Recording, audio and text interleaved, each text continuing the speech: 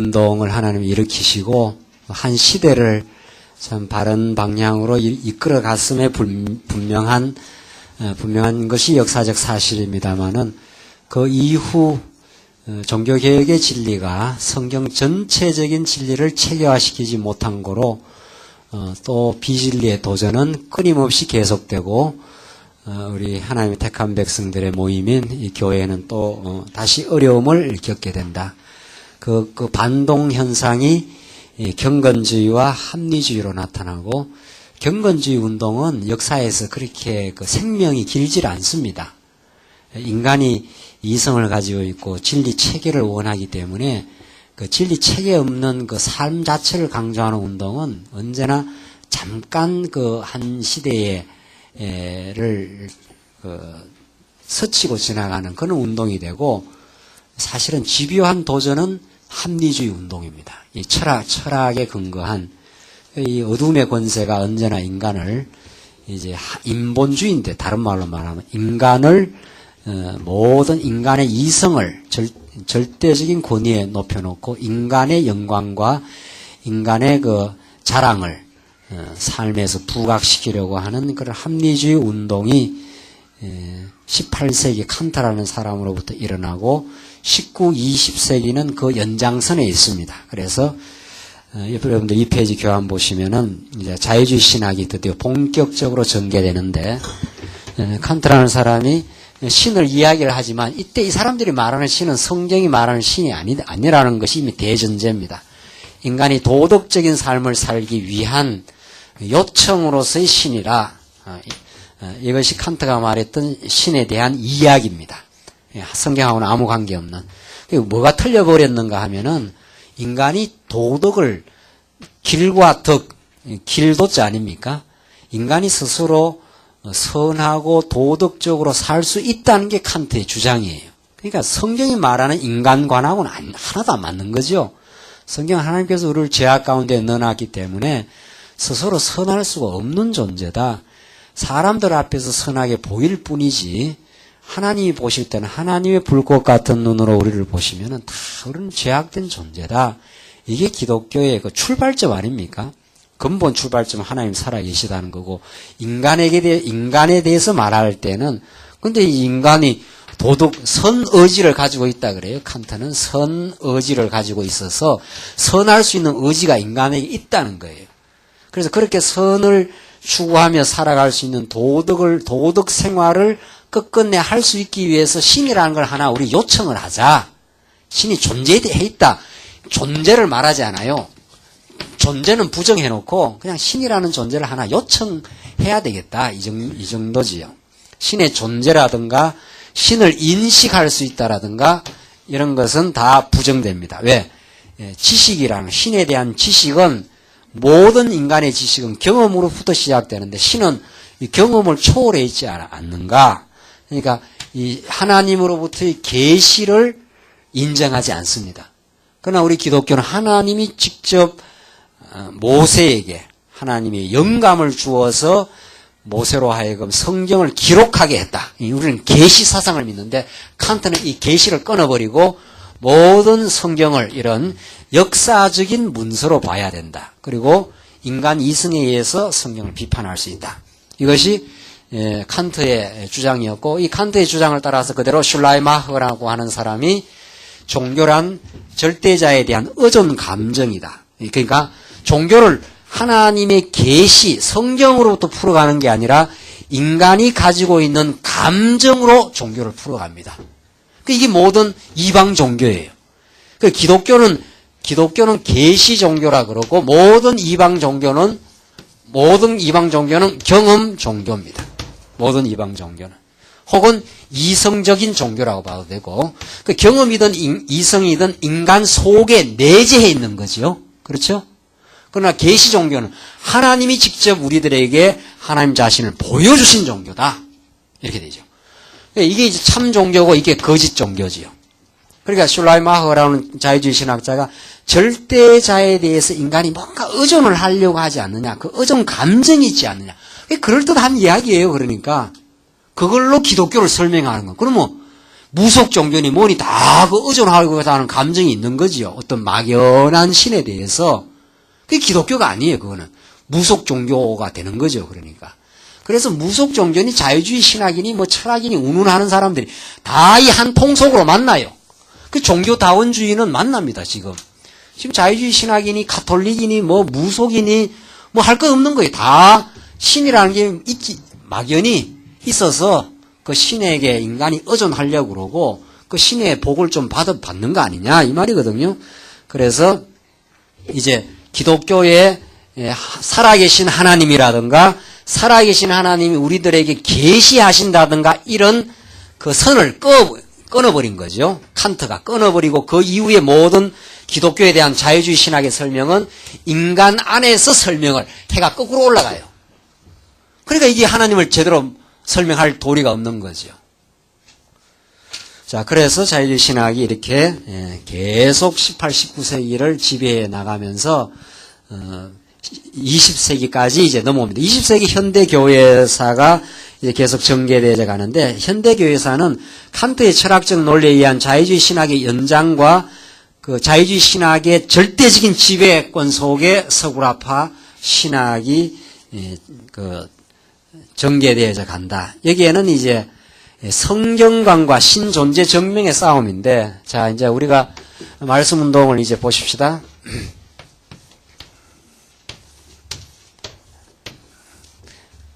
이 18세기 칸트가 있고 19, 20세기 오늘 21세기를 사는데 교회사 2000년은 언제나 교리 논쟁이 있습니다. 진리 투쟁이 있어요. 이 초대교회사에는 주로 기독론, 예수님이 하나님이냐 인간이냐 이런 기독론 논쟁이 있어요. 중세교회사는 교회론 논쟁이죠.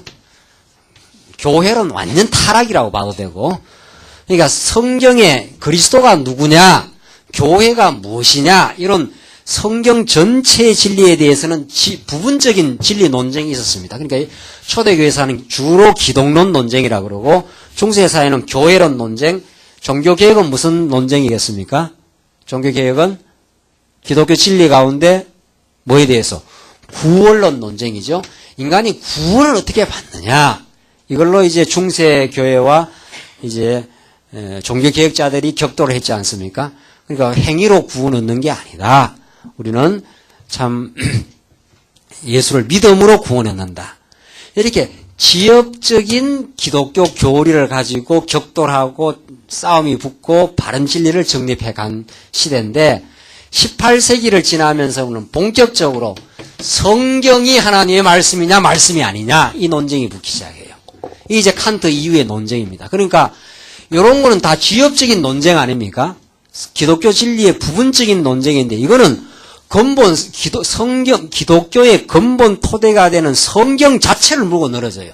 그러니까 이게 이 시대가 지내오면서 어두움의 도전이 가장 지금 거세게 일어나고 있고 여기서 신존재 증명의 문제를 지금 거론하기 시작하죠.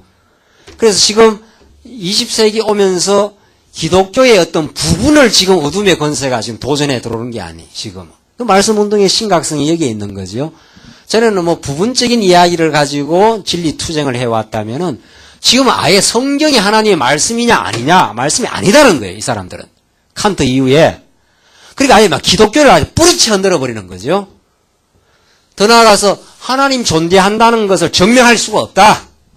믿고 들어간다는 건 다 맹목적인 신앙이다. 이렇게 해버리는가. 이게 얼마나 무서운 도전입니까, 이게. 이 도전 앞에 보수신학이 정말 바람 앞에 등불처럼 지금 서 있는 거죠. 그 도전을 지금 받고 있어요. 그러니까 지금 우리가 지금 살고 있는 이 시대에 포스트 모던 철학이라든가 칸트 이후에 거세게 도전해 들어오는 이 사람들의 도전은 기독교의 한 부분을 지금 물고 들어오지 않아요. 아예 기독교를 아주 말살시켜버리려고 하는 성경을 가져가 하나님의 말씀으로 안 보겠다고 하는 아니라고 그 사람들은 막 증명을 해나가요. 앞뒤가 맞지 않지 않느냐 성경에서. 어떤 데는 여호와 이름이 나오고 어떤 데는 엘로힘이 나오고 왜 문서가 다 다르다는 거예요. 내용이. 우리는 하나님이 여호와시다. 우리가 하나님이 엘로힘이니까 우리는 이름이 달라야 되죠. 다른 엘로힘 천지 창조를 할 때는 엘로힘으로 하나님이 등장하고 전능자로 그 다음에는 약속을 이룰 때는 하나님이 여호와라 등장하니까. 그러니까 엘로힘이 여호와다. 우리는 정확하게 맞아 떨어지는 거죠. 그 사람들은 여호와 문서, 엘로힘 문서라 해가지고 JEDP 문서가 4개 문서로 성경이 막 되어 있기 때문에 다 성경의 내용이 다르다는 거예요. 통일성이 없다는 거예요. 그렇게 해서 성경을 부정해버리고 나서 19세기, 20세기의 구라파 문명은 다시 세속화됩니다. 지금 걷잡을 수 없는 세속화가 지금 되고 있어요. 성경을 젊은 사람들에게 안 가르치니까 성경이 다 4가지 문서가 이렇게 누덕누덕 그냥 집어넣은 잡지 같다고 그러니까 그런 걸 신학교에서 막 가르치고 그게 지금 신학교의 정설이 돼버렸어요. 그렇게 해서 신학교에 가르치니까 그걸 믿을 이유가 뭐 있느냐 말이에요. 성경이라는 건 앞뒤가 정확하게 맞아야 그게 진리가 맞는데 그게 지금 구라파 지금 신학이고 구라파 교회가 그래서 다 지금 영적 생명력이 다 죽어버렸습니다. 지금. 그렇게 해서 20세기에 바르트라는 사람이 또 등장해가지고 어쩌고 저쩌고 하고 불투만이 등장해서 성경을 신화로 어차피 성경은 신화니까 칸트가 말한 것처럼 경험으로는 알 수 없는 걸 인간이 우리나라 신화가 뭡니까? 우리나라 신화. 그것도 잘 모르겠어요. 당군 신화.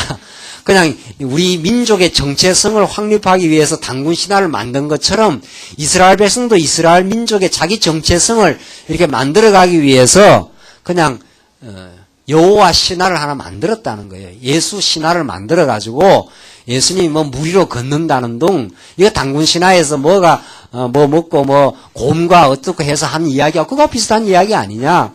그렇게 바르트 불투만이 나타나서 전부 성경에 나타난 이야기들을 신화로 처리해버리는 것이 20세기의 도전입니다. 여기에 이제 보수신학의 고민이 있습니다. 자, 보수신학자들은 건전한 주장을 했지요. 성경이 하나님의 말씀이다. 그리고 보수신학자는 다 하나님이 살아계신다. 이 말을 다 하지요. 하나님이 살아계시니까 우리가 그 하나님을 믿고 그 하나님의 인도를 받는다고 생각을 하는데 성경이 하나님의 말씀이다. 그러니까 칸트 이후의 자유주의 신학자들은 뭐라고 질문을 합니까? 하나님의 말씀이라면 이렇게 돼요. 그 사람들이 인정을 하고 들어오는 것 같아요. 하나님, 당신네들이 하나님의 말씀이라고 치자. 그러면 그 하나님의 말씀이 창세기부터 계시록까지 하나님의 말씀이 진리라면은 앞뒤가 맞아떨어지는 통일성이 있어야 되지 않느냐? 그걸 증명을 해달라. 그거 합리주의자들의 도전이에요. 18세기 합리주의자들의 도전이 이 사람들은 굉장히 똑똑한 사람들이에요. 이 사람들은 바보들이 아니에요. 이 사람들이 도전하는 사람들이 너희들이 성경이 하나님의 말씀이라고 그러는데 성경에는 여러 내용들이 산발적 내용이 너무 많지 않느냐. 문서로 봐도 어떨 때는 여호와가 나오고 어떨 때는 엘로힘이 나오고 어떨 때는 제사장 문서가 많이 나오고 이렇게 해서 성경 내용이 통일성 있어 보이지 않는다. 그러니까 지금 이 보수 신학자들이 아니다. 우리는 성경이라는 게 인간의 구원으로 통일성이 있다. 그러니까 이 사람들은 그러면 잘 됐다. 막 질문해 들어오는 거예요. 인간의 구원으로 성경이 통일성이 있느냐. 그러면 인간의 멸망도 이야기가 많고 잠언서 같은 건 인간의 구원이란 말은 나오지도 않는데 거기에는 그건 어떻게 되느냐. 온갖 질문이 생겨요. 온갖 질문들이. 성경이 신구약이 통일성이 되어 있다는데 어떻게 통일성이 되어 있느냐? 복음서와 사도행전과 서신서는 어떻게 연결이 되어 있느냐? 지금 자유신학자들이 끊임없이 물어대고 있어요, 지금. 이걸 보수신학자들이 대답을 못합니다. 그냥 성경이 무조건 영감되어 있으니까 또 그것도 믿으라네요, 또 그것도. 그 신학교 가면 성경이 하나님의 영감으로 된 말씀이다. 맨날 그 소리만 하고 있는 거예요. 그러면 자유신학자들은 다 조롱하고 웃어요. 너희들은 18세기 칸트 이전에 머리가 좀 부족했던 인간들이 그냥 믿고 지내던 거지. 그러면 정말 진리가 그렇게 맞다면 증명을 해라. 창세기부터 계시록까지 숨이 일관하게 깨끗하게 정리된 통일성이 있다면 통일성을 증명을 해달라. 그러면 믿겠다는 거예요. 이 사람들이 나름대로 좋은 질문을 한 거예요. 통일성을 증명해달라. 그래서 이른바 성경의 통일성과 다양성, 이게 18세기, 19세기, 20세기까지의 계속 신학의 논쟁점입니다. 성경은 이렇게 겉으로 볼 때는 서신서는 편지글로 되어 있고, 복음서는 역사 형식으로 되어 있고, 또 계시록은 막 그냥 계시의 어떤 그런 형식으로 되어 있는데, 그렇게 다양하게 보이는데, 이게 쫙 연결이 돼가지고 하나의 그냥 아이디어로, 하나의 사상으로 그냥 관통되어 있는 그것이 없다는 거예요. 그 보수신학자들은 이 질문 앞에서 다 고민을 하고, 지금 보수신학에 제가 총신학교 공부할 때도 제가 그 역사서 가르치는 사람한테 혹은 시가서를 가르치는 우리는 역사서와 시가서가 관련이 돼 있지 않았어요? 그래서 시가서 가르치는 사람한테 시가서가 어떻게 돼 있습니까? 시가서하고 역사서 관련은 어떻습니까? 말이 없어요, 대답이. 그 중에 하나 재밌는 부분은 룻기서가 있어요. 룻기서. 사사기, 룻기, 사무엘 상하 있잖아요. 사무엘 상하. 우리는 사사기, 룻기, 사무엘 상하 이거는 전부 후대 학자들이 붙인 이름입니다. 사실은. 창세기니 뭐 출애굽기니 이런 이름들. 그 창세기가 창세기 전체를 대변하는 제목이 될 수 없지요. 창세기라는 건 세상을 창조한다는 기록인데 세상 창조하는 건 1장, 2장밖에 안 돼요. 그 다음부터 얼마나 아브라함 이야기로부터 시작해서 아브라함, 이삭, 야곱, 언약 자손들의 이야기인데 그러니까 제목부터가 벌써 우리는 받아들이지 않아요. 그건 그냥 형식적으로 그냥 쓰고 있는 것뿐이고 지금 뭐 혁명 일어날 게 한두 가지가 아니죠. 룻기도 마찬가지. 룻이 뭐 룻기스의 주인공입니까? 룻이 아니에요. 보아스, 룻 다 중요해요. 나오미. 룻만이 뭐 특별히 주인공이 아니에요. 룻기스의 주인공이. 그렇지 않아요. 보아스 없는 룻은 아무것도 아니거든요. 또 보아스가 오히려 더 중요한 인물로 다 중요하지요. 룻도 중요하고 보아스도 중요하고 나오미도 중요하고 안 중요한 인물이 어디 있습니까? 근데 하필이면 룻기예요. 자, 우리는 하여튼 이제 이런 제목부터 우리는 다 후대, 이건 성경에 붙은 제목이 아니에요. 이거는 후대 학자들이 그냥 붙인 이름이에요. 붙인 이름. 자, 그런데 룻기서가 사사기하고 사무엘 상하, 우리는 룻기서가 통치 언약의 출발 아닙니까? 왕을 준비시키는 거니까. 그러니까 가르치는 역사서를 가르치는 교수가 룻기서가 참 중요한 성경이라고. 이거 짧지만은 그래 뭐 조개 속에 들어있는 이렇게 들어있는 진주라 그래요. 진주. 그러니까 사사기가 조개 껍질 왼쪽 조개 껍질이고 사무엘 상하가 이제 오른쪽 조개 껍질이고 요 안에 이제 진주라는 거예요. 굉장히 재밌는 그 표현 아닙니까? 우리는 정말 룻기가 꼭 여기 있어야 되거든요. 하나님의 그 진리의 그 전개 과정상 꼭 이 자리에 있어야 돼. 왜냐하면 사사기의 마지막 부분이 왕이 없으므로 백성들이 자기 소견에 옳은 대로 행했다더라. 이렇게 나오잖아요. 그렇죠? 그러니까 그러고 나서 하나님이 땅은 정복했지만 왕을 안 보내주니까 사사기에서 이스라엘 백성들이 혼란을 빚는 거거든요. 하나님의 섭리 아닙니까?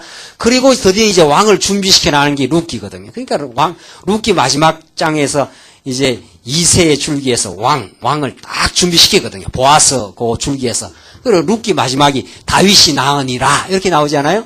그러니까 룻기하고 사사기, 룻기, 사무엘 상하는 너무도 절묘한 이 연관성이 있는 거죠. 통일성이 있는 거죠. 우리가 볼 때는. 이거 하나만 봐도 우리는 성경을 안 믿을 수가 없어요. 안 믿을 수가. 어떻게 이 기록자도 다르고 한데 이게 어떻게 왕이 없으므로 자기 소견에 옳은 대로 행했다 했는데 딱 룻기서 왕을 준비를 시키느냐 말이죠. 우리는 지금 그렇게 보지요. 저는 그걸 알고 있으니까 조개 껍질 속에 그 진주가 있다 그러니까 저는 뭔가 그런 이야기가 좀 나올란가 싶어서 그 교수님 수업 마시고 쫓아갔죠. 교수님이 이 조개 껍질 속에 그 진주란 말이 무슨 의미입니까? 제가 이렇게 물었죠. 그러니까 좀 아주 고약하죠. 모르는 거 알고 내가 물었으니까. 그 혹시라도 무슨 나는 대답이라도 좀 나올란가 해서. 그러니까 어느 외국 목사가 그럽디다 이러더라고요. 그러면 외국은 그렇게 선망이 대상이 되는 건지 말이죠. 지금 학자들이 다 그래요. 응? 외국 목사가 그런 말을 지나가는 소리를 했다는 거예요. 자기는 무슨 소리인지는 잘 모르겠지만 자오자 뭐 좀 좋은 소리 같다고 해서 소개하는 게 하고 있는 거예요. 자, 우리는 이게 사사기 룻기 통일성이 그냥 한 줄기로 막 빠져나가요. 그냥 한 줄기로 통일성 있게 하나님이 땅 언약을 이루시고 통치 언약을 이루어가기 위해서 룻기를 정확하게 다 여기다 딱 편집까지 시켜놨지 않았어요. 편집도 룻기가 뒤에부터도 안 되지 않아요. 하나님이 한 권 한 권을 영감했을 뿐만 아니라 편집까지도 하나님이 꽉 들어 맞추는 거지요. 그것뿐입니까? 그것뿐이 아니에요. 마태복음이 왜 여기 이 자리에 있어야 돼요? 마태복음이. 한 권 한 권이 전부 다 기가 막힌 일들이죠. 마태, 마가, 누가, 요한복음 이렇게 나가는데 왜 마태복음이 여기 이 자리에 딱 붙어 있어야 되느냐 말이죠. 이 마태, 마가, 누가는 다 각자 쓴 거예요. 각자가. 마태가 마태대로 쓰고 누가는 누가대로 쓰고 요한은 요한대로 쓴 거예요. 하나님의 그 영감을 받아서 쓴 거예요. 그걸 꽉 들어 하나님께서 성경을 꽉 한 권으로 편집시킬 때 이걸 누가 섭리하셨느냐 이거지요. 아브라함과 다윗의 자손 예수 그리스도의 세계라. 마태복음에서. 그러니까 구약 전부 아브라함과 다윗의 자손 예수 그리스도의 세계라 하면서 구약과 신약을 그대로 한 줄기로 잡아나가는 게 마태복음 1장 1절 아닙니까? 이건 뭐 너무 분명하다 말이죠. 하나님께서 마태복음을 이 자리에다 갖다 놓은 것은 그 통일성을 잡아가기 위한 하나님의 그 기가 막힌 섭리였다. 이렇게 맞을 수가 없어요, 성경이. 이 성경을 깨닫고는 이는 하나님이 하신 일이 아니고는 도저히 이룰 수가 없어요. 이렇게 될 수가 없는 거예요. 이런 걸 깨달으면 하나님의 작정대로 우리의 삶의 일거수일투족이 그대로 지금 착착 주도 면밀하게 하나님의 계획대로 진행돼요. 성경이 이런 건 말할 것도 없는 거고, 그래서 우리는 성경의 통일성을 우리는 자신있게, 우리가 대단해서 자신 있는 게 아니라 하나님께서 이걸 깨닫게 하신 거니까, 이 시대에. 이게 지금 역사의 고민이었고, 자유주의 신학의 거센 도전이었고, 보수 신학의 방황과 고민이 여기 있지 않아요? 지금 20세기 말, 21세기 초에. 그 보수 신학들이 자신감이 없는 거예요. 자기는 시가서 전공해서 시가서를 묻고 들어가면은 역사서 물으면, 그건 역사서 교수한테 물으라고. 성경 전체를 다 알고 있어야 시가서를 가르치든지 역사서를 가르치든지 할 거 아니에요.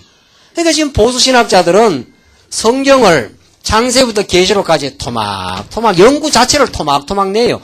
나는 역사서 전공, 나는 시가서 전공, 나는 마태복음에 나타난 복음서 전공. 이걸 박사라고 따고 앉아 왔어요. 외국에 가가지고. 마태복음에, 얼마 전에는 마태복음에 나타난 상급 문제, 이런 게 박사학위 논문이라고요. 그러니까 우리 광야교회 식구들은 박사 지금 막 주렁주렁 해요, 지금. 그 마태복음 그거 하나 떼가지고 그걸 박사학위라고 따가고 오는 판이니까. 마태복음에 나타난 산상수훈 연구가 얼마 전에 박사학위 또 나왔어요. 안식일 문제. 예, 산상수훈에 나타난, 산상수훈이 아니라 안식일 문제. 그게 박사학위예요, 그게. 그러나 그 박사라는 거 협사다, 협사. 쪽을 협자. 박사는 두루두루 알아야 박사 아니에요. 두루두루 성경을 전체적으로 알아야 박사가 되지요. 그런데 마태복음 그 안식일 문제 그거 하나로 지금 얼마 전에 박사를 따가왔으니까 어떤 사람은 사사기 삼손 문제로 박사학위를 땄어요. 제가 그 역사서 공부한 사람은. 사사기에 나타난 삼손 이야기로 박사를 땄으니까 뭘 성경을 알겠느냐 말이죠. 이게 지금 신학의 현 주소예요. 제가 그걸 확인하라고 그 돈을 들여가 시간을 들여가 간 거 아니에요, 그걸. 한편으로는 왜 가느냐 하는 사람도 많았어요. 제가 신학에 가니까. 제가 그거 가서 배우려고 간 게 아니에요. 아니다 하는 걸 확인하러. 아니다. 이건 정말. 우리 말씀 운동에게 소망이 있구나 말. 여기에 우리가 성경 전체를 우리가 알아갈 수 있고, 여기서 바른 하나님을 알 수 있고, 이렇게 나온 박사들한테 또 공부를 하고 있으니까, 지역으로 지금 말단으로 들어가고 있는 거지요. 배우는 사람들이. 그래서 목사들이 그렇게 양산대 나와요, 지금. 그 사람들이 그 사람들이 의도적으로 그렇게 잘못 가르치려고 하겠어요? 안 가르쳐 주니까, 박사들이, 신학 교수들이. 그러니까, 지금 거듭 방황은 계속되고 있는 거예요. 그러니까 자유신학자들은 지금 날개를 치고 날개를 다른 사람들처럼 바른 말에 너희들은 지금 성경 통일성을 말만 하나님의 영감으로 기록된 말씀이라 말만 그렇게 하는 거지 실제로 성경이 루키가 왜 여기 있는지 마태복음이 왜 여기 있는지 그래서 성경 전체가 어떻게 되고 있는 건지를 설명을 못하지 않느냐. 너희들은 말만 그렇게 했었지. 껍데기만 성경이 통일성이 있다고 했지. 정말 성경이 통일성이 있는지 증명을 못하는 그 이론 그거. 껍데기 같은 이론 그거. 다 그러니까 보수주의 신학자들에 대해서 자유주의 신학자들은 학자로 취급도 안 합니다. 그 사람들은. 지금 맹목주의자들 전부. 성경 부분만 가지고 이야기하는 사람들 저거. 오히려 자유주의 신학자들은 이 사람들은 철학을 했기 때문에 철학은 거창한 이야기라도 껍데기라도 해요. 인간이 어떻고 세계 존재가 어떻고 이 사람들은 과학으로 또 무장된 사람들 아니에요? 이 세계의 본질이 어떤지 과학적으로 설명이라도 껍데기라도 그냥 현상적으로도 하고 있어요. 이 사람들은. 그 제일 지금 형편없는 사람들이 보수주의 신학자들. 답 없는 사람들. 그리고 정직하지 않고. 모른다 하든가, 그러면. 모른다 해야 뭔가 찾으려고 하든가, 그러면. 아는 척 하는 사람들. 이 사람들이 모를 리가 없어요. 이 합리주의자들이 이 보수신학의 허구와 문제점을 모를 리가 없어요. 막 파고 들어오는 거죠. 그래서 구라파 교회가 다 죽어버렸어요. 두 번째 도전, 하나님이 살아계신다 그러는데, 자유주의 신학들이 어떻게 그걸 알 수 있느냐 그래요. 어떻게 알 수 있느냐. 하나님이 살아계신다는데 어떻게 알 수 있느냐. 하나님이 살아계신다는 걸 증명을 해봐라. 그러면 내가 믿겠다 그래요. 우리는 정확하게 증명을 하죠. 성경의 논리에 근거해서. 하나님이 언약대로 지금 그대로 사실에서 이루지 않느냐, 지금. 역사 가운데 지금 우리 광야교회를 비롯해서 계속 땅끝까지 지금 전파되고 있지 않느냐, 지금. 그러니까 극단적인 회의론자들이 아니고는 우리 성경을 그대로 깨닫게, 하나님 이제 물론 택한 백성이 깨닫게 하는 건데, 아예 지금 현실 자체도 부정해버리는 극단적인 회의론자만 아니라면은 성경을 그대로 가르치면 믿어져요, 우리는. 맞다. 이거는 하나님이 땅끝까지 복음이 전파된다고 했는데, 영국으로, 로마로 처음에, 영국으로, 전에 한국 땅으로, 한국에서 지금 계속 동남아시아로, 중국으로 지금 전파되고 있지 않아요. 정확하게 전파돼 가고 있어요, 지금. 그러니까 이건 맞구나. 정말 하나님의 약속대로 역사가 그렇게 진행이 되는 거구나. 그래서 우리 광야교회도 그런 거 아니에요, 광야교회도. 여러분과 제가 언제 교회에서 이 광야교회를 하자고 했습니까? 한 적이 없어요. 그렇게 계획한 적이 없어요.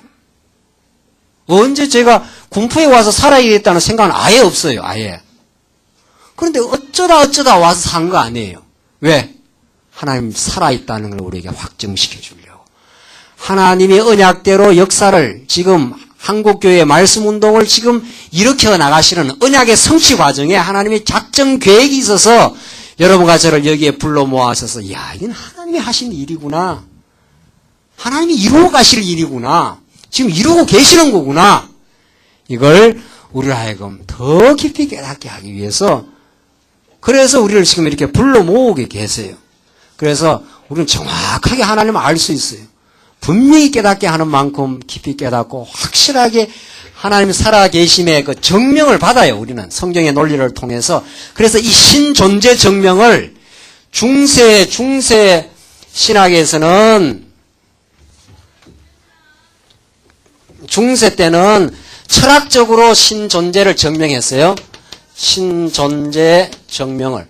그러니까 이 사람들은 그래도 똑똑한 사람들이에요. 뭔가 증명을 해야긴 해야 되겠구나. 근데 성경은 모르니까 철학적으로 신존재 증명을 했고, 이 16세기 이후에 보수신학자들은 신존재는 증명하는 게 아니고 믿고 들어가는 거다. 신존재 믿음을 했어요. 이 맹목적 믿음이에요. 그러니까 여기에 도전을 받았고, 우리는 신존재를 성경 논리에 의해서, 성경에 의해서 우리는 증명을 받습니다. 성경에. 그러니까 이것도 아니고 이거예요. 하나님이 존재하신다. 정말 살아계신다. 이 하나님 살아계심을 믿으면 우리의 삶이 아무리 척박하고 어떤 고난 가운데 있어도, 우리가 이 땅 위에서 정말 고난 가운데서 죽어버린다 하더라도 하나님이 영원히 살아계셔서 우리를 영생의 길로 인도해 가신다. 기독교는 하나님이 살아계심을 말해줘야 되지 않아요? 그 논리를 지금 보수신학이 증명을 못하고 고민해요. 두 번째 그 신존재, 하나님 살아계신다는 문제는 이 세상의 죄의 문제를 어떻게 설명할 것이냐. 하나님이 살아계시다고 너희들이 하는데, 자, 질문이 이렇게 들어와요. 이 합리주의자들, 이 자유주의 신학자들, 하나님이 살아계시는데 2차 세계대전은 도대체 이 비극은 어떻게 해서 일어났느냐? 이걸 설명을 해달라. 이 인간의 고통의 문제를 어떻게 설명할 거냐? 정말 하나님이 살아계신다고 볼 수 있느냐? 그 수많은 죄도 없는 유대인들, 또 유대인 성인들은 또 괜찮아요. 그 애기들까지 그냥 가스실로 집어넣은 거 아니에요? 그 유대인 그 문학인들이 정말 하나님 살아계십니까? 이랬어요. 아무 죄도 없는, 이제 죄도 없다는 건 현상적으로 봤을 때, 아기를 안고 가스실로 들어가는 그 현장을 유대인 문학자들이 그 목도를 했어요. 하나님 없다. 이래도 하나님이 있는 거냐? 이런 처참한 일이 세상에서 아무 죄 없는 애를 그렇게 그 가스실로 집어넣어가지고 죽여버리는 이 현실이 지금 일어나고 있지 않아요? 일어나죠, 지금 오늘의 우리 현실에도. 아프가니스탄 보십시오. 이번에 아프가니스탄 전쟁이 일어나고 나서 얼마 전에 그 신문에서 나왔어요. 거기 또 신존재 증명의 문제가 또 나와요. 이래도 신이 있다고 해야 되느냐. 아프가니스탄의 그 사태를 보고. 거기 굶어 죽어 나가고 그 전쟁의 포화 속에서 비참하게 죽어가는 그 고통의 문제를 어떻게 설명을 할 거냐, 당신네들은 살아있다고. 이 죄 문제 아니에요. 죄를 하나님이 허용했느냐 안 했느냐, 이 문제. 보호신학도 대답 못해요. 여러분과 저의 지금 갈등과 고민도 그거예요. 지금 아직도 해결되지 않은 게 있다면은 삶의 고통이 있거든요. 삶의 죄가 있어요. 이걸 신학적으로 하나님이 하신 일로 설명을 못하는 만큼 우리는 삶의 고통이 있어요. 왜 내가 이렇게 살아야 되느냐? 왜 이 반복된 죄를 우리가 행해야 되느냐? 이런 문제를 바울이 그걸 로마서에서 7장에서 얼마나 고민을 합니까? 내가 한 마음으로는 하나님의 선을 향하고자 하는 마음이 있지만 내 속에 다른 죄악의 법이 나를 이끌고 가는도다. 바울이 오라 나는 공고한 자라. 그 죄 문제로 다 고민을 하거든요. 자기의 실존적인 죄악의 고민, 또 이 사회 현상에서, 죄악의 현상에서, 이 전쟁의 포화 속에서 비참하게 겪고 있는 죄의 문제를 어떻게 도대체 하나님이 살아있으면 이런 문제가 생길 수 있느냐 하는 거예요. 이를 설명을 해달라. 해방신학자들이 그렇게 설명해달라는 거 아니에요. 이렇게 굶주리고 기아에 허덕이는 현실인데 이래도 하나님은 자비로운 분이냐? 그 사람들이 하나님의 사랑을 덜먹거리면서 너가 말하는 그런 신은 없다. 이렇게 나오면서 그 사람들이 신은 이 죄 문제를 해결 못한다. 이 역사의 고통과 이 비참한 문제를 해결 못하니까 누가 해결해야 된다? 우리의 힘으로 해결해야 된다. 우리 해방신학자들이, 정치신학자들. 신은 이 문제 해결 못하고 멀찌감기 떨어져가 지금 보고 있지 않느냐? 신이 있다면 우리 힘으로 이걸 해결하고 말아야 된다. 그래서 막 우리 힘으로 그래요. 우리 힘으로. 그러니까 막 정의로운 청년들이 다 인간은 정의감이 있는 거니까 다수는. 그래 막 청년들이 막 몰려드는 거예요. 그쪽으로. 맞다 말이지. 신은 허수아비 같이 이 비참한 현실을 해결도 못하고 말이죠. 그냥 두고 있는 거니까. 우리가 이 문제를 해결하고 나서야 된다는 거예요. 그러면 뭐 사람들이 뭐 다 흥분하는 거예요. 그 막시즘도 그랬고 공산주의 운동도 그랬고 이 착취의 현장 속에 우리가 이 문제를 해결하고 나가야 된다. 제 문제 해결 못해요 지금. 이 문제 어떻게 해결하실 거예요? 이 문제를. 그러니까 지금 최근 얼마 전에 한국에 왔어요. 몇 년 전에 독일 신학자가 뭐라고 했는가 하면 하나님이 전능하다는 그런 용어 쓰지 말자 이래버려요.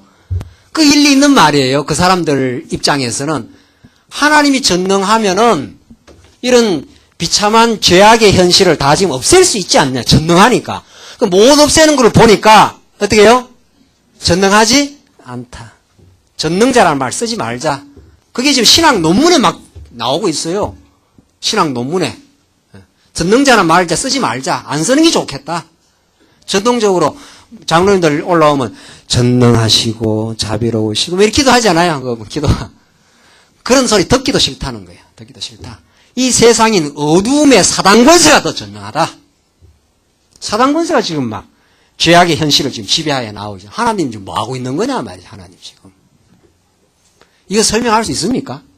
보수신학 이게 설명할 수 있어요? 여러분과 저에게 언제나 부닥쳐오는 삶의 고통의 문제를 설명할 수 있겠느냐 말이죠.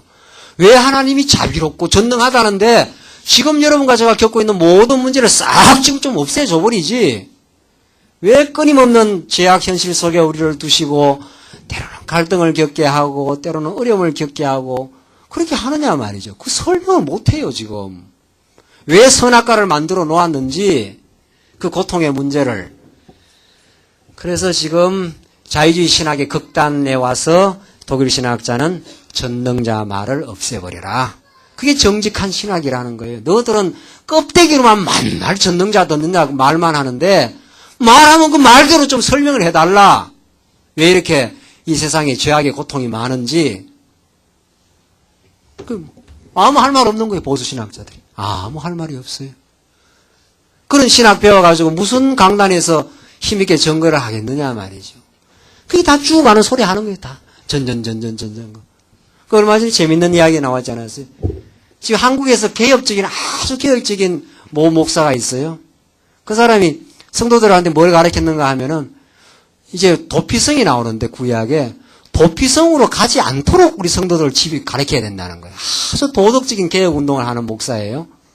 그러니까 구약의 부지 중에 범죄를 하면 어디로 갑니까? 도피성으로 들어가지 않아요.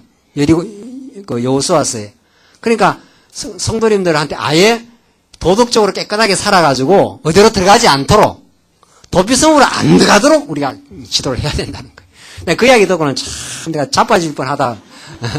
그러다 영 아직 안 자빠지고 내가 살아났어. 그 사람은 누구 믿지 말라는 거예요. 예수 믿지 말라는 거예요. 도피성이 누군데요 도대체? 도피성이 예수 아니에요. 하나님이 이 죄악이 더글거리는 세상을 만들었어요. 내 힘으로는 죄악을 이길 수 없게 만들었어요. 그리고 고통을 겪게 만들어요. 그러나 우리의 영원한 도피성 대신은 예수 그리스도 안에 들어가면, 그러니까 죄악 도성 속의 도피성을 만들어 주셨어요. 예수에게로 가라고. 예수에게로 가서 참 안식을 얻고 그 죄악을 승리하며 살아가라고. 예수만이 우리의 소망임을 깨닫게 하려고 그렇게 도피성을 주신 건데, 그 잘난 개혁적인 목사가, 그 사람이 지금 한국교회의 굉장한 개혁적인 목사예요. 예? 성도들을 도덕적으로 잘 살게 해야 된다는 거지. 그래서 도피성을 가지 않도록 해야 된다는. 그게 보수주의의 대안이에요. 그게 보수주의의 현재의 대안이에요. 그러니까 영혼들이 무슨 수로 이 죄악 세상에서 승리하며 살겠느냐 말이죠. 그 죄를 이기신, 또 죄악 가운데 가두어 놓고 예수를 우리에게 주신 그 놀랍고 깊은 하나님의 은혜와 긍휼과 사랑, 바울이 깨닫고 깊도다 하나님의 지혜와 지식에 부요하며 하며 그 놀라운 찬송을 터뜨리게 만든 그 로마서와 성경 전체에 나타난 그 복음의 메시지가 없는 한 우리는 이 죄악의 현실을 이길 수가 없어요. 복음이 아니고는. 오늘날 보수신학은 하나님 살아계심을 죄의 문제와 연관시켜서 증명을 못하고 있습니다. 자, 그러니까 이게 18세기 이후 도전 속에 나타난 19, 20세기인데 19세기 말에 나타난 사람이 니체라는 사람이 드디어 그런 허수아비 같은 신은 죽어 없어져야 한다. 그래서 신을 죽여버린 거예요. 그래서 19세기 말 니체가 1999년에 죽었는데 그 니체가 죽고부터 이제 신은 없는 거예요. 그런 신은 없어. 그래서 니체 이후에 구라파 세계는 신을 이론적으로 죽여버리고 그래서 인간이 문제 해결을 하고 나서야 된다. 그래서 막 속속이 인본주의 신학이 니체 이후에 나온 게 사신신학, 정치신학, 우리 한국에는 민중신학, 다 그런 것들이 신의 이름, 말만 신이지 신은 다 사실은 없애버렸고 인간이 신이 못한 일을 인간이 이 사회개혁을 위해서 나서야 된다. 이게 지금 오늘의 현장입니다. 니체 혹은 미국의 존 듀이 이런 사람들은 전부 신을 다 거부해버렸고 인간의 힘으로 아름다운 민주사회를 건설할 수 있다. 그렇게 지금 완전히 철저하게 세속화되고 지금 한국에는 다 그런 사상이 다 들어와 있고 그게 포스트 모더니즘입니다. 니체, 존 듀이 같은 사람들이 전부 포스트 모더니즘, 인간이 신이 될 수 있다. 신의 역할을 해야 된다는 이야기인데 쉽게 말하면 그 동양 사상이 지금 계속 그들과 발맞춰서 부응하지 않아요? 지금 TV에서는 계속 동양학 도덕경 강론, 지금 요즘에 손자병법인지 뭔지 계속 동양학이 지금 계속 부응되고 있어요. 동양학이 뭡니까? 동양철학이라는 게. 그게 신이 없는 학문 아니에요. 신이 없는 학문. 인간 스스로 도덕사회를 건설할 수 있다고 하는 건데, 그게 지금 오늘의 정신문화입니다. 지금 오늘 젊은 영혼들이, 젊은 세대들이 그런 풍토 속에 살아요, 지금.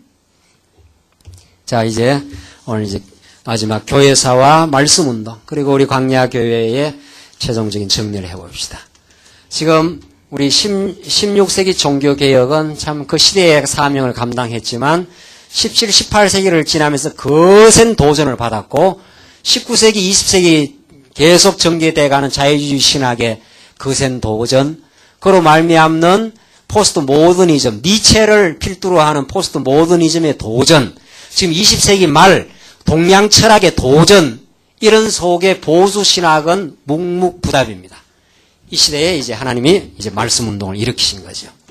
자, 20여 년 전 하나님께서 1981년도 하나님께서 우리 박 목사님 통해서 로마서 강의를 스타트로 해서 이제 말씀 운동이 이제 본격화되었습니다.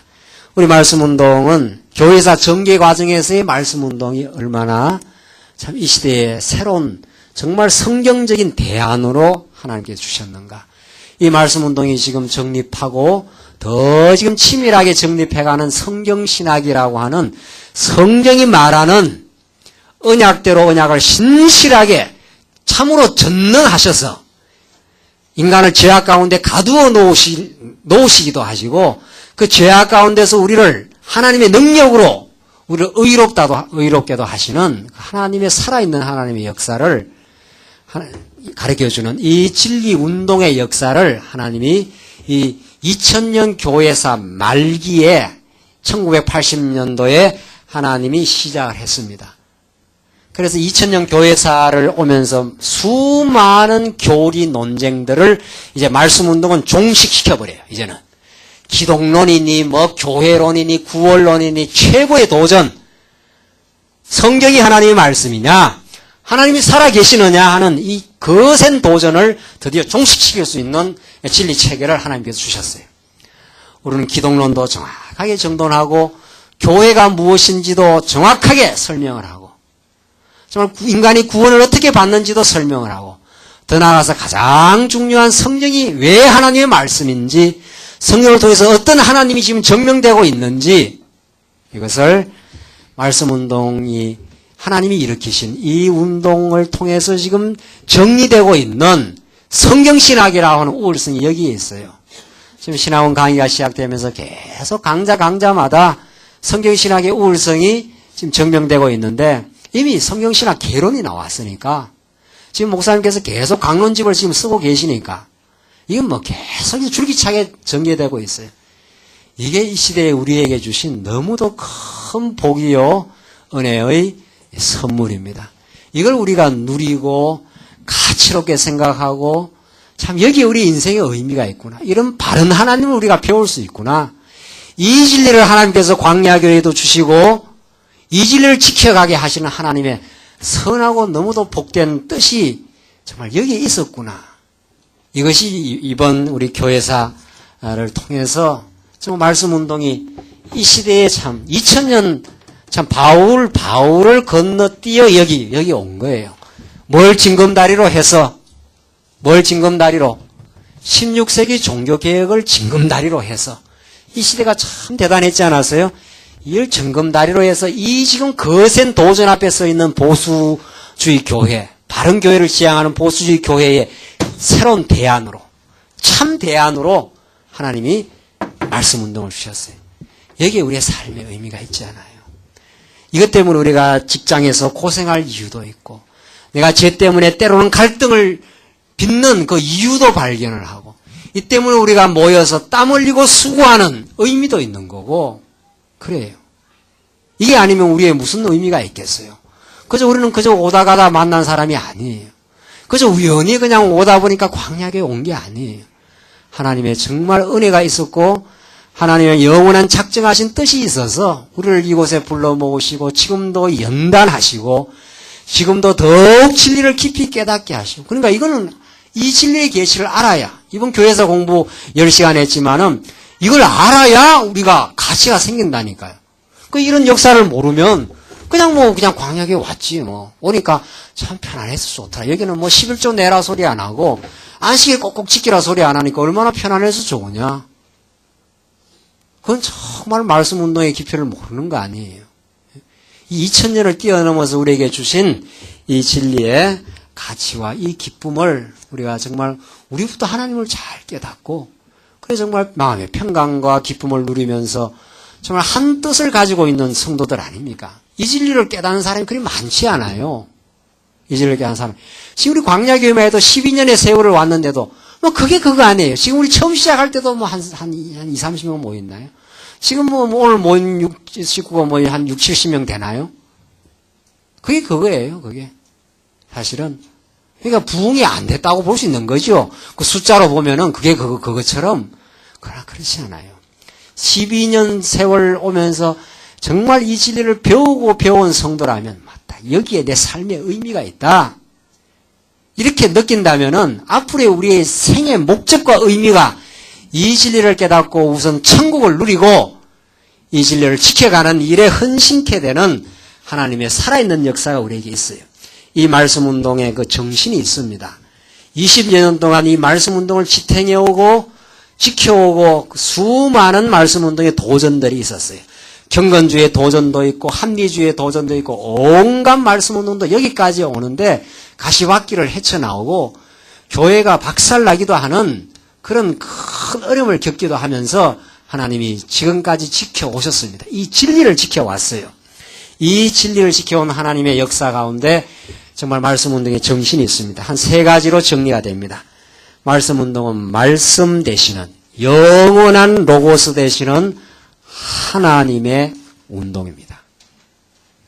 이 운동은 인간의 운동이 아니에요. 인간이 주도해가고 인간이 일으키는 운동이 아닙니다.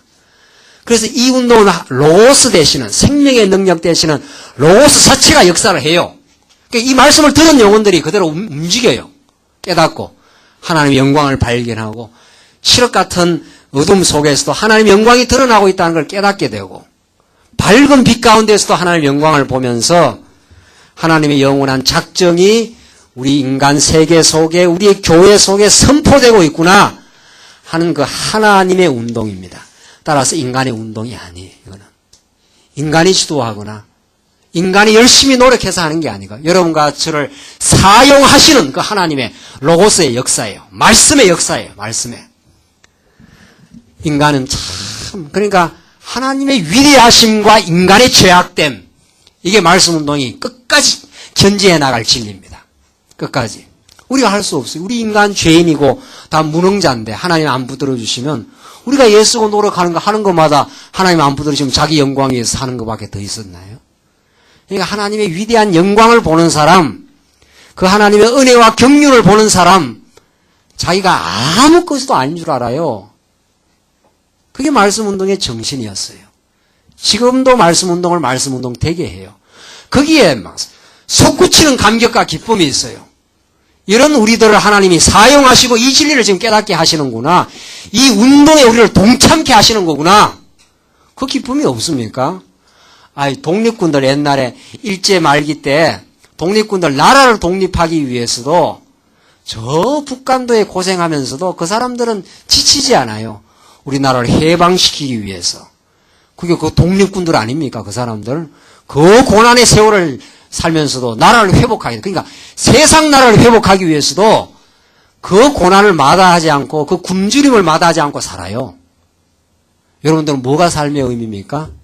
이 땅에서 아직도 더 잘 살기를 그렇게 원하십니까? 더 아직도 못 누려서 지금 안타까운 게 있습니까? 지금 갈등과 고민의 그 원인이 뭐냐 말이죠. 지금 마음이 시원하지 않는 것이 아직도 욕망에 사로잡혀 있어요. 우리가 거기에 있다면 아직도 욕망에 사로잡혀 있는 거예요. 하나님의 영광을 영광으로 봐버린 영혼은 그 영원한 영광을 봐버린 영혼은 이 땅에서 다 만족해요. 지금 이대로 살다 죽어봐도 상관없는 거예요. 이 땅에서 얼마나 영광을 더 봐요, 우리가. 그 하나님의 영광을 봐버렸으면, 그 진리를 봐버렸으면, 지금 살다가 그냥 이렇게 비참하게 죽어도 우리는 다 좋은. 그래서 말씀 운동을 처음 접한 영혼들은, 진리를 정통으로 만나버린 영혼들은, 하나님 이게 진리입니다 해버린 영혼들은, 이것입니다. 바로 이것입니다. 혹은, 이래 살다 죽어도 좋습니다. 그 이야기가 막 튀어나와요. 그게 말씀 운동이었어요. 지금도 말씀 접하는 영혼들은, 그 감격이 있어요. 맞습니다. 내가 지금 이렇게 만신창이 되어도 내가 영광을 봤으니까. 왜? 내가 죄인임을 발견해버렸으니까. 그래서 참 감사합니다. 내가 이렇게 가난하게 살아도 이렇게 형편없이 되어 있어도 괜찮습니다. 이 말이죠. 뭐가 그렇게 부러워요, 부럽기는. 하여튼 영광을 못 봐서 그런 거예요. 그 위대한 하나님의 영광과 그 은혜, 우리에게 덮치고 있는 이 하나님의 진리의 손길을 못 보면은 하여튼 갈증이 많은 거예요. 자, 그러나 하나님께서 우리 더 깨닫게 하실 거예요. 다 그런 부분이 있는 거예요. 다 사실은. 그러나 지금 중요한 것은 정말 우리가 하는 일이 아니다. 정말 우리를 지금 붙들어 주셨다는 것, 그래서 말씀이 역사해 가신다는 것, 그것이 말씀운동의 근본 정신입니다. 두 번째 정신은 교회를 통해서 오직 하나님의 영광만이 드러납니다. 자, 이건 이제 교회사에서 나타난 교회 중심주의가 있었어요. 교회 중심주의의 극단적인 모습이 중세사예요. 아까 설명했지 않았어요? 중세사는 헛개비 같은 신, 여기 있네요. 헛개비 같은 신을 하나 떡 만들어 놓고 그 신의 이름을 빌어서 인간의 영광을 도모하는 운동이에요. 그러니까 그러니까 이 인본주의자는, 아예 철학자들은 아예 인간을 그냥 드러내요. 인간이 삶의 의미가 있다. 스스로 내가 내 삶의 의미를 개척할 수 있다. 스스로 살 수 있다. 가치 있다. 이렇게 보는 사람이 이 철학자들이고, 이건 노골적인 인본주의자들. 이 교회 중심주의자들이라는 것은, 이건 교회에서 신의 이름을 빌어가지고 교회 안에서 인간의 영광을 도모하는 자들이에요. 숨겨진 인본주의자들이에요. 은폐된 인본주의자들. 이게 사실은 교회의 가장 거센 도전입니다. 이게 중세신학이에요. 이 중세신학. 이 중세신학이. 그러니까 얼마나 이 사람들이 교회 그럽니까? 교회의 영광을 위해서. 성당도 크게 짓고. 그 사람들이 참 하나님의 영광을 위해서 그랬느냐 말이죠. 예수님 당시에 누구하고 격돌을 하느냐 하면은 바리새인과 그대로 격돌을 해요. 예수님이. 한치 애누리 없이 격돌을 해버려요. 타협 없이. 그들과. 그 바리새인들이 뭐예요? 바리새인들이. 그 사람들이 하나님의 영광을 또 위한다네. 그 사람들이. 여러분과 제가 하나님의 영광을 위한다는 말이 얼마나 참 그게 고귀한 말이고, 우리 인생이 하나님의 영광을 위해 산다는 건, 그건 인생의 정말 극치인데, 희락의 극치인데, 인간 존재 가치의 근본인데, 그건 인간이 하는 일이 아니에요. 인간은 다 자기 영광 위해서 살아요. 다 자기 영광 위해서. 하나님이 성령으로 우리를 붙들어 주시면 비로소 우리가 하나님의 영광을 위해서 살게 되죠. 그래서 중세사에 나타난 이 교회 중심주의, 교회 중심주의라는 건 정의를 내리자면 보이는 교회를 통해서, 교회의 실상은 보이는 교회가 아니에요. 여러분과 저는 지금 보이는 이 교회가 진짜 교회가 아닙니다. 이건 드러난 제도적인 교회인데, 목사, 권사, 장로, 이거 중요해요. 다 중요해요. 하나님 배우기 있는데 참 중요한 건데, 더 중요한 건 1차적으로 보이지 않는 교회예요. 머리 대신 그리스도를 중심으로 모인 신령한 모임이에요. 그 모임을 얼마나 우리 소중하게 생각하고, 그것이 아름답게 이루어지는 만큼 제도 교회가 아름답게 되어져 가요. 중요한 건 속 사람이 얼마나 자랐느냐예요. 속 사람이 그 영혼이 하나님을 얼마나 깨달아가고 있느냐. 그게 우리에게 중요해요. 그러면 아름다운 제도는 만들어져요. 그러나 속 사람을 가능하게 하는 진리가 진리대로 선포되지 않으면 속 사람이 안 자라죠. 그러면 껍데기 제도만 생기는 거예요. 그 껍데기 꼭 교회가 교회 중심주의. 이게 숨겨진 인본주의. 그것을 말씀운동은 폭로를 해버려요. 예수님은 그 바리새인들과 정면으로 충돌해갖고 폭로시켜버려요. 이 위선자들아. 너희들이 정말 하나님의 영광을 위하느냐? 아니다. 너희들 속에 욕망이 가득 차 있지 않느냐? 진리운동은 언제나 이 교회 중심주의와 그냥 격돌하면서 타협 없이 그들과 싸우면서 그들을 폭로시키고, 우리도 그럴 수 있다는 가능성을 언제나 인정을 하고, 우리도 그럴 수 있어요. 우리도 언제나. 그래서 진리만이 우리를, 말씀이 살았고 운동력이 있어서 관절과 골수와 모든 걸 찔러 쪼개고 모든 것을 다 드러내버린다 그랬어요. 히브리서에. 그게 말씀 운동이에요. 그게 얼마나 우리는 시원하고 좋은지 몰라요. 우리의 어두운 부분들이 다 폭로되어 버리니까 말씀 운동은 이렇게 시원한 운동이에요. 그렇구나. 내가 교회에서 한다고 했는가 막 생각해보면 아니었구나 말이지. 하나님 붙들어 주시는 만큼만 하는구나. 그래서 교회가 진짜 건전해지고 아름다워져요. 우리 말씀 운동은. 오늘날 한국 교회는 지금 교회 중심주의의 로만 카톨릭화 되어 가고 있습니다. 왜 열심히 그들이 그렇게 내고 있는가? 로마서가 증거하는 대로 자기 의를 위해서요. 진리를 모르면 자기 의를 위해서 하는 겁니다. 또 그게 인간의 모습이에요. 그걸 우리는 정직하게 그냥 깨닫는 것 뿐이에요. 그래서 이 진리에 사로잡힌 영혼들이 자기도 모르게 해요. 그때는 진정한 교회를 세우지요. 자기도 모르게 감격해서 하고 나서 누가 인정해 주는 걸 원치 않아요. 인정해 주는 게 이상한 거예요. 인정해 주는 게. 왜 우리가 인정을 받느냐 말이죠. 예수가 하신 일인데 그가 나를 붙들어서 한 일이지 내가 한 일이냐 말이죠. 세상에. 그럼 우리는 인정받기를 원치 않아요. 그냥 수고했습니다 할 뿐이죠. 수고했습니다 말 때에는 하나님이 다 하게 했습니다. 그 말이에요. 하나님이. 우리 하나님께 다 영광을 돌리십시다. 우리 광야교회가 이렇게 되고 진리가 증거가 되고 교회가 세워지는 걸 통해서 우리 하나님이 하신 일입니다. 그래서 감격하고 찬양하십시다. 이렇게 되는 거죠. 이게 말씀운동이에요. 말씀운동은 거침없이 교회 중심주의와 충돌하고 거기에서 우리 자신도 그럴 수 있다는 걸 깨닫고 우리는 진지하게 하나님 중심주의로 나아가는 운동. 그래서 마침내 마지막 세 번째입니다. 교회를 포함해서 온 세계에 하나님의 주권적인 영광이 드러나고 있어요. 교회뿐만 아니라 좁은 교회의 의미의 교회 생활뿐만 아니라 모든 생활에 하나님의 영광이 드러나요. 그러니까 예배당에 와서도 하나님의 말씀 잘 배우고 예배당 밖에 나가서 가정생활, 사회생활, 직장생활, 학교생활 모든 데 하나님의 영광이 드러나요. 그러니까 우리는 그 2000년 세월 동안 고질적인 이원론주의를 우리는 드디어 극복해요. 예배당 중심 생활을 극복해요. 우리는 하나님 중심이 되기 때문에, 하나님 중심으로 되기 때문에 예배당에 와서 진리를 깨닫는 사람은 교제하게 돼 있다고요. 교제. 왜 교제를 안 해요? 교제하게 돼 있죠. 진리를 깨달으면 서로 교제하고 싶어 해요. 당연한 거예요. 그러니까 진리를 안 깨달으면 교제가 안 되는 거지. 진리를 깨닫는데 왜 교제가 안 되겠느냐 말이죠. 성도님들 이 진리 깨닫습니까? 맞습니다. 나도 이 진리 때문에 살았습니다. 이 진리가 내가 나아가는 방향입니다. 그 교제가 되는 거죠. 그 교제를 통해서 견고해져 가는 영혼들. 어느 곳에 가서도 신앙생활 해요. 하나님 배우고. 까다로운 사장 밑에 집어넣어놔도 하나님이 이 사장 만나서 내 이 직장생활 하고 있다. 그 직장생활 속에서 하나님의 영광을 배우지요.